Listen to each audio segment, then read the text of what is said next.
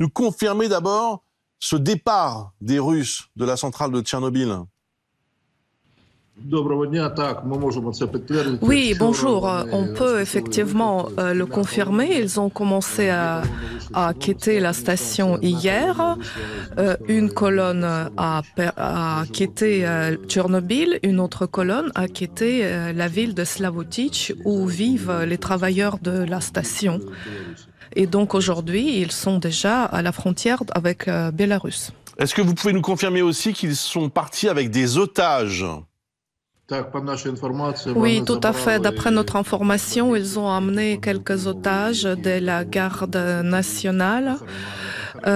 C'était des personnes qui gardaient la station quand ils l'avaient pris. Donc malheureusement, ils les ont amenés avec eux.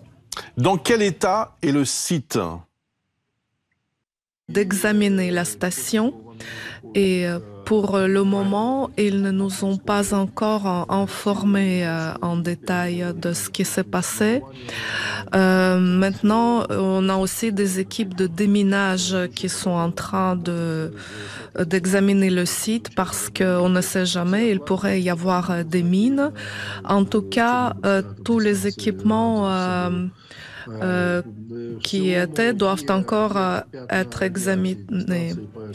En fait, il y a quelques taches de radiation localisées sur le site, mais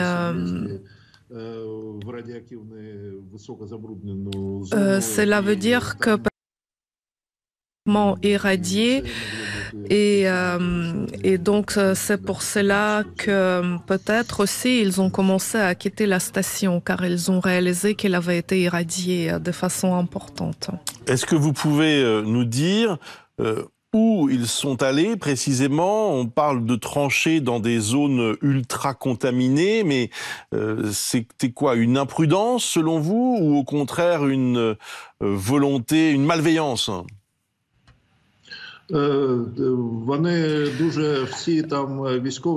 Tous les militaires qui étaient là-bas avaient un niveau d'information extrêmement bas et de conscience de ce qui s'y passait. Et ce sont des militaires, ils ne sont pas des physiciens ou des ingénieurs. Donc, ils ne comprenaient pas ce qu'ils faisaient et ils sont rentrés dans la forêt Roudé.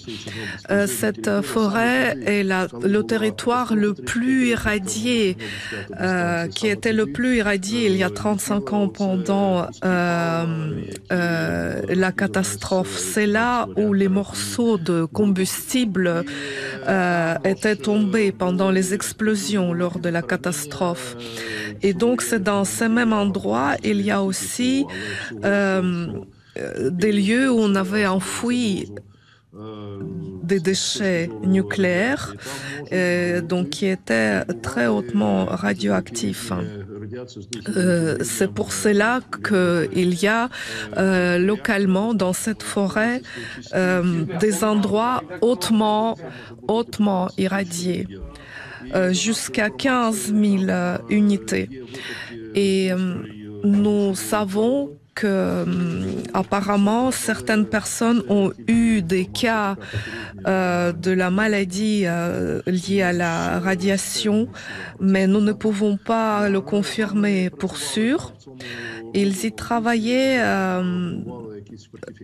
ils construisaient des fortifications dans cette forêt, dans des endroits où les niveaux de radiation sont très élevés.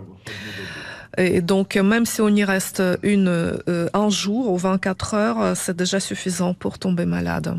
Un mot pour terminer, une dernière question. Est-ce que vous allez pouvoir rapidement reprendre le contrôle du site et de la centrale? Oui, tout à fait. S'ils l'ont complètement quitté, maintenant ce sont nos militaires qui sont en train de faire l'examen. Et donc si on démine la zone, on nous donnera l'autorisation d'y entrer. Bien évidemment, on va liquider toutes les conséquences possibles aussi vite que possible. Merci beaucoup, Monsieur Cotine. Merci pour votre intervention ce matin sur BFM TV.